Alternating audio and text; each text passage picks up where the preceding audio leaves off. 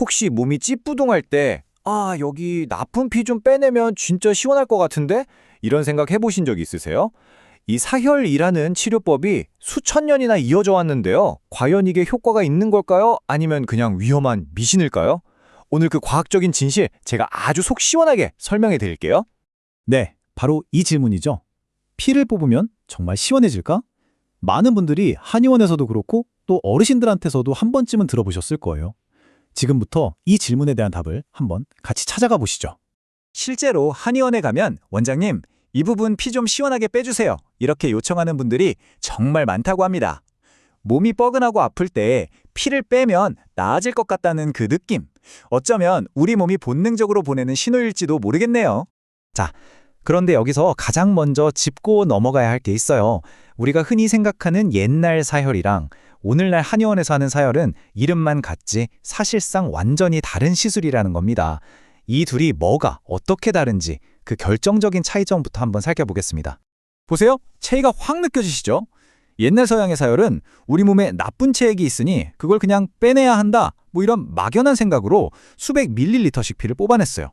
반면에 현대 한의학의 사혈, 전문 용어로는 자락관법이라고 하는데요. 이건 아픈 부위의 혈액순환을 개선하려고 딱 1에서 5ml, 정말 극소량만 뽑아내는 아주 정밀한 시술이에요. 목적, 양, 안전성까지 뭐 하나 같은 게 없죠? 이 옛날 방식이 얼마나 위험했는지를 보여주는 정말 상징적인 인물이 있습니다. 바로 미국의 초대 대통령 조지 워싱턴인데요. 이분이 그냥 목감기에 걸렸는데 치료하겠다고 무려 2리터가 넘는 피를 뽑았다고 해요. 결국 과다출혈 쇼크로 상태가 악화돼서 돌아가셨죠. 병의 원인도 모르고 무작정 피만 뽑아내던 시대에 정말 안타까운 비극이었습니다. 자, 그럼 현대의 사혈은 얼마나 뽑을까요? 들어보시면 아마 깜짝 놀라실 거예요. 고작 1에서 5ml. 이게 어느 정도냐면 찻숟가락으로 하나 정도 되는 양이에요. 옛날이랑 비교하면 거의 뭐 피 한 방울 수준이죠. 이 엄청난 차이가 뭘 의미하겠어요? 현대 사혈의 핵심은 피를 버리는 것이 아니라 정밀한 자극을 주는 것에 있다는 걸 아주 명확하게 보여주는 겁니다. 자, 이제 역사 이야기는 이쯤 하고 우리 몸속으로 한번 들어가 보죠. 아니, 이 극소량의 피를 뽑는 게 어떻게 그렇게 마법처럼 통증을 줄여주는 걸까요? 여기에는 나쁜 피 같은 그런 개념을 훨씬 뛰어넘는 아주 놀라운 과학적인 원리가 숨어 있습니다. 핵심은 이거예요. 사혈이 우리 몸에 원래 있는 자가 치유 시스템의 스위치를 탁 켜주는 거죠. 이게 3단계로 작동하는데요.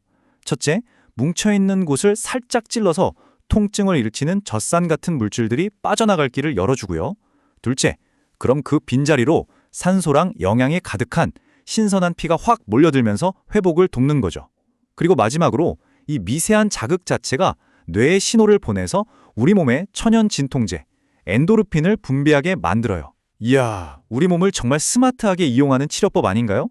이 과학 원리, 혹시 여러분도 모르게 이미 경험해 보셨을 수도 있어요. 바로 많은 분들이 해보셨을 체했을 때 손 따기, 이게 아주 대표적인 예입니다. 네, 바로 이 말처럼요. 손가락 끝이 꽉 막혀버린 우리 몸의 소화 시스템을 다시 켜는 일종의 리셋 버튼 같은 역할을 한다는 건데요. 아니, 어떻게 바늘로 한번 콕 찌르는 게 리셋 버튼이 될 수 있는 걸까요? 그 비밀은 바로 체성 내장 반사라는 원리에 있어요. 이게 뭐냐면 우리 몸의 신경망이 마치 거미줄처럼 온몸에 쫙 연결돼 있거든요. 특히 신경이 아주 촘촘하게 모여있는 손가락 끝에 톡톡하고 노크를 하는 거예요. 그러면 그 신호가 척추를 타고 저 멀리 떨어져 있는 소화기관에까지 전달이 됩니다. 이 신호를 받은 소화기관이 일할 시간이구나 하고 담즙을 분비하고 꽉 닫혀있던 위장문을 활짝 열어주면서 뻥 막혔던 속이 뻥 뚫리는 느낌을 받게 되는 거죠. 자, 지금까지 사혈의 긍정적인 원리를 알아봤는데요. 하지만 여기서부터가 정말 중요합니다. 이 모든 효과는 오직 의료 전문가가 할 때만 가능한 이야기예요. 지금부터는 절대 가볍게 들으시면 안 되는 아주 심각한 경고입니다. 꼭 명심하세요. 집에서 소독도 안 된 바늘로 몸을 찌르는 건 치료가 아닙니다.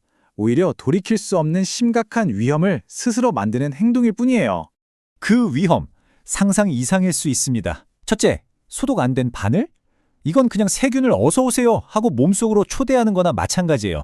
단순 타박상이 끔찍한 피부 괴사로 이어질 수도 있습니다.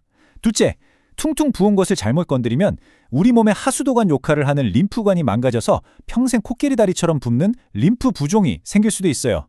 특히 당뇨병 환자나 혈액 희석제 드시는 분들께는 상처가 멈추지 않는 재앙이 될 수 있으니 절대 금물입니다.